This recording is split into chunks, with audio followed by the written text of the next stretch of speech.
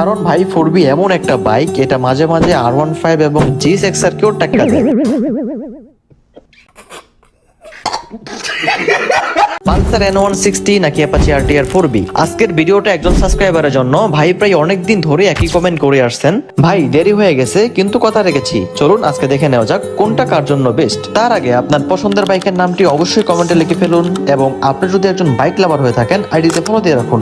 প্রথমে আসি ইঞ্জিনে। অ্যাপাচি RTR 4B তে পাচ্ছেন 159.7 সিসির অয়েল কুল ইঞ্জিন, যা প্রায় 16.6 bh পাওয়ার এবং 14.8 নিউটন মিটার টর্ক উৎপাদন করতে পারে।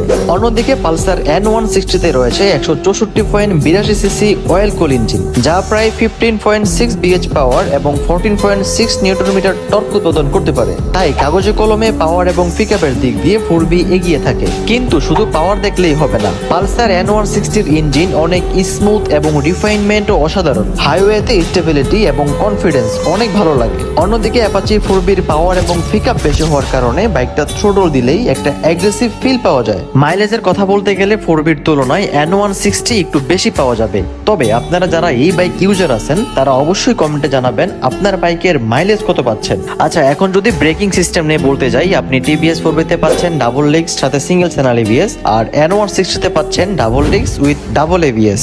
ব্রেকিং এর চিন্তা ভাবনা করলে TVS 4B'র তুলনায় N160 এগিয়ে থাকবে। কমফোর্টনেস নিয়ে চিন্তা করলে 4B'র তুলনায় N160 এগিয়ে থাকবে। এখন বলি কার জন্য কোনটা বেস্ট। যদি আপনার প্রথম প্রায়োরিটি হয় highway riding, smooth engine, premium feel এবং কমফোর্টেবল রাইডিং, তাহলে N160 নিন। আর যদি আপনার প্রথম প্রায়োরিটি হয় পাওয়ার এবং পিকআপ, তাহলে আপনি অবশ্যই 4B'র দিকে যেতে পারেন।